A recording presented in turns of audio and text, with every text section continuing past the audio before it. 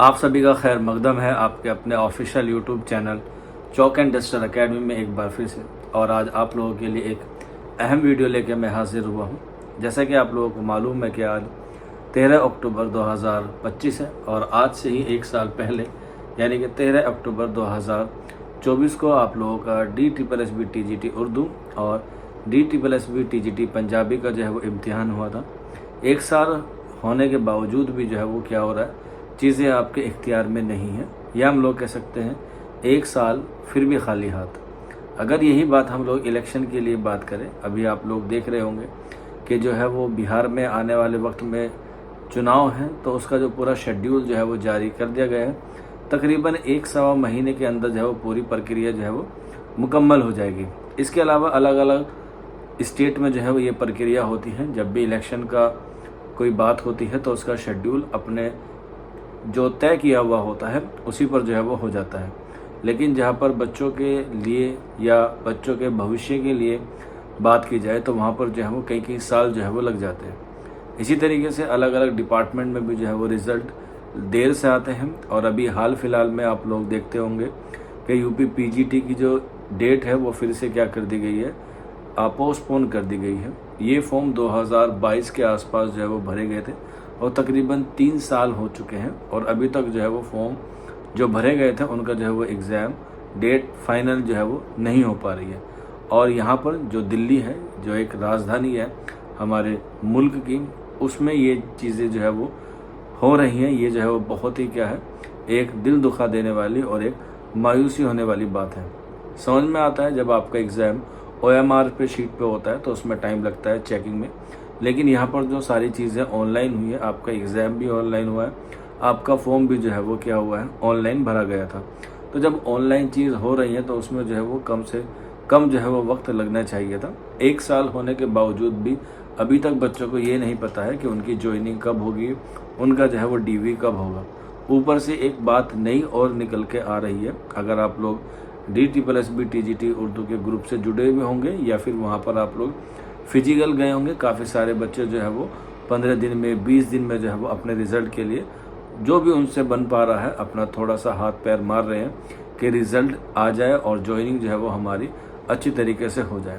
तो वहीं पर जो है वो एक बात जो है वो पता चली, जैसे कि आपको मालूम होगा DOE जो है वो अब इस काम को देख रहा है। तो वहाँ पर वो लोग जो चेयरपर्सन वुमेन है, या कह सकते हैं जो प्रेसिडेंट है वहाँ की, जो वहाँ पर काम करते हैं, जो हेड है, उन्होंने कहा है कि अभी जो है वो हम लोगों ने फाइल जो है वो DSSB को भेज दी है। हम लोग जो है वो अब रिवाइज रिज़ल्ट जो है वो जारी करेंगे। यानी कि पहले आपका ई-डोज़र आया, ई-डोज़र के बाद आपका जो है वो रिज़ल्ट आया और उसके बाद आपका फाइनल रिज़ल्ट आया, जिसमें जो है वो सभी बच्चों को जो क्या कर दिया गया था, सिलेक्ट कर लिया गया था। अब उसमें दिक्कत ये आ रही है कि जो बच्चे OBC वाले हैं उनको जो है वो एज अ जनरल में जो है वो सिलेक्ट कर दिया, जबकि वो जनरल का क्राइटेरिया जो है वो फुलफ़िल नहीं कर पा रहे थे। तो इस तरीके से तकरीबन जो है वो 50 बच्चे हैं TGT उर्दू और TGT पंजाबी के, जिसमें से 13 लड़कियां जो है वो उर्दू की ऐसी हैं जो OBC में है, लेकिन वो सिलेक्ट कहाँ पर हो गई हैं, सिलेक्ट वो जाके UR में हो गई हैं। या तो उनका एज क्राइटेरिया जो है वो उनके पास नहीं है, या फिर उनका OBC NCL नहीं है, या फिर उनके CTET में जो है वो नंबर कम है।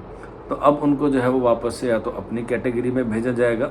अगर उन लोगों को अपनी कैटेगरी में भेजा गया तो फिर जो बच्चे ऑलरेडी सिलेक्टेड हैं वो जो है वो ऑटोमेटिकली बाहर हो जाएंगे। ये भी एक जो है वो कह सकते हैं पहलू है, इस पर भी जो है वो गौर करने वाली बात है। हालांकि जब हम लोग DSSB अभी लास्ट वीक गए थे तो उन्हें यही बताया गया कि अभी इस पर हम लोग जो है वो कार्रवाई कर रहे हैं। आपके ई-डोज़र जो है वो डाउनलोड कर लिए गए हैं TGT पंजाबी और TGT उर्दू के। अब जो है वो क्या हो रही है, स्क्रूटनी जो है वो प्रोसेस में आने वाली है या चल रही है। यानी कि आपको जो है वो डॉक्यूमेंट्स देख रहे हैं और उसी डॉक्यूमेंट्स में जिन बच्चों के डॉक्यूमेंट्स में कमी निकल रही है उनको हम लोग बाहर कर देंगे और बाकी का जो है वो रिज़ल्ट क्या कर देंगे, जारी कर देंगे।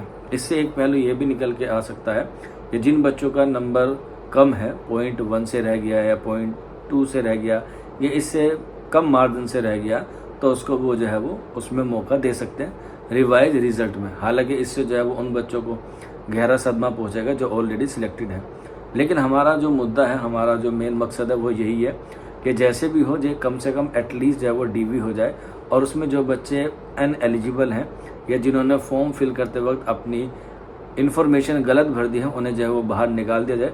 इससे जो है वो किसी को कोई आपत्ति नहीं होगी और जो सीट खाली रहेगी उनके बेस पर जो है वो किसी और बच्चे को जो है वो इनरोल कर सकते हैं जो उनके नीचे की तरफ है या उनके जो है वो थोड़े से मार्जिन से क्या है वो कम रुके हुए हैं। अभी तक जो DOE से इन्फॉर्मेशन मिली है वो सिर्फ इतनी ही मिली है कि अभी जो है वो हमने एक फ़ाइल बना के भेजी हुई है TGT उर्दू के रिगार्डिंग DSSB को। जब वहाँ से वो फाइल आ जाएगी या DOE ने उनसे सवाल किए हैं कुछ, उन सवाल के जवाब आ जाएंगे, उसी के बाद जो है वो आपका क्या होगा DV का प्रोसेस शुरू होगा।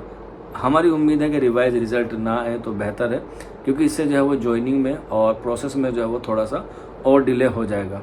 यहीं पर एक बात मैं आपको बताना चाहता हूँ, जो बच्चे अभी सिलेक्ट हो चुके हैं, चाहे वो जनरल के हों, OBC के हों, SC ST के हों, उनको घबराने की ज़रूरत नहीं है।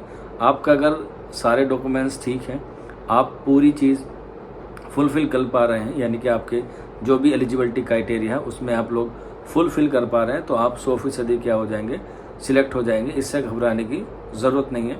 ये हो सकता है कि आपको जो है वो पहली ज्वाइनिंग में ना दे, आपको जो है वो दूसरी ज्वाइनिंग में दे दी जाए, क्योंकि जब लास्ट ईयर आया था 52/21 और 53/21, उसमें भी जो है वो 3 लिस्ट जो है वो जारी की गई थी।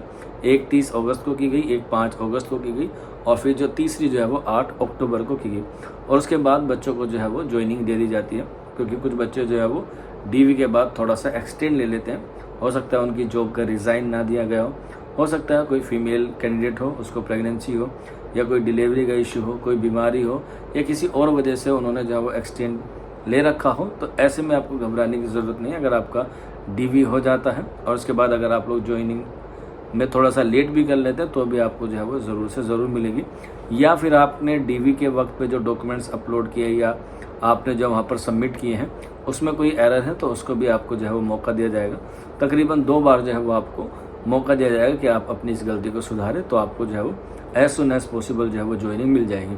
तो आपको सिर्फ अभी जो है वो सब्र से काम लेना है। हालांकि ये बहुत मायूसी वाली बात है, एक दिलासा देने के लिए आप लोगों के लिए मैंने वीडियो रिकॉर्ड किया है कि 1 साल होने के बावजूद भी हम लोग जो है वैसे विश्व गुरु बनते हैं, हम लोग जो है वो दुनिया के टॉप उसमें जो है वो आते हैं, लेकिन यहाँ पर जब हम लोग उसका ग्राउंड लेवल पे काम देखते हैं या ग्राउंड लेवल पे उसको एनालाइज करते हैं तो हम जो है पता नहीं कितनी रैंक में जो है वो नीचे पहुँच जाते हैं। और जब तक हम लोग एजुकेशन पे काम नहीं करेंगे, जब तक हम लोग अपनी एजुकेशन सिस्टम को थोड़ा सा डेवलप नहीं करेंगे, तब तक जो है वो हम लोग बहुत पीछे आएंगे। और ये तो ऐसा डिपार्टमेंट है, ऐसा विभाग है जिसमें जो है वो सबसे ज़्यादा काम होना चाहिए, क्योंकि जब बच्चा पढ़ता है या जब कोई टीचर बनता है तो उसके अंदर जो है बहुत ज़्यादा एक उमंग होती है अपने मुल्क के लिए, अपने देश के लिए जो है वो काम करने की, और उसमें जो है वो क्या हो रहा है, डिले हो रहा है।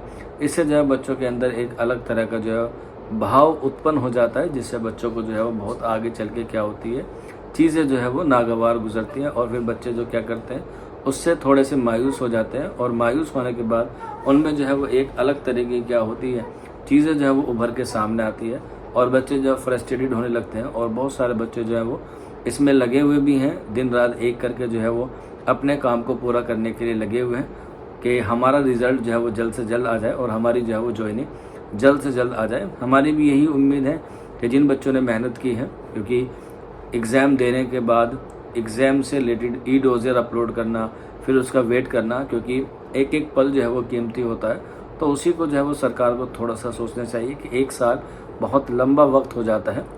सरकार को इस पर जो है वो गौर व फिक्र करना चाहिए और ख़ास तौर पे जो उर्दू वाले तालिब इल्म हैं वो भी अपनी आवाज़ को जो है वो बुलंद करेंगे तो इंशाअल्लाह आपको जो है वो कामयाबी ज़रूर मिलेगी। इसी के साथ साथ एक बात और ऐड करके अपनी बात ख़त्म करूँगा कि अभी जो है वो नई वैकेंसीज़ आई हैं, उसमें जनरल की सीट नहीं है और यहाँ पर जो है वो काफ़ी सारे बच्चों आज जो है वो अनुज अग्रवाल एडवोकेट से मिले थे एज रिलैक्सेशन के लिए। हो सकता है इस हफ्ते में जो है वो इस वाली वैकेंसीज़ पर कोर्ट केस हो जाए और इसमें जो है वो सीट जो है वो बढ़ जाए, यानी कि UR में सीट आ जाए। और इसके साथ साथ जो है वो जो एज वाला क्राइटेरिया उसको भी जो है वो बढ़ा दिया जाए। अब देखते हैं भविष्य में क्या होता है, मुस्तकबिल को तो कोई नहीं जानता सिवाय ऊपर वाले के। तो हम लोग यही दुआ करते हैं कि क्राइटेरिया जो है वो चेंज हो जाए, एज का मेल और फीमेल का दोनों के लिए जो 40 एज है, ख़ास तौर पर फीमेल के लिए 40 और मेल के लिए 35 या 36 हो जाए तो बड़ी गनीमत की बात है। तो आज के सेशन में इतना ही, शुक्रिया।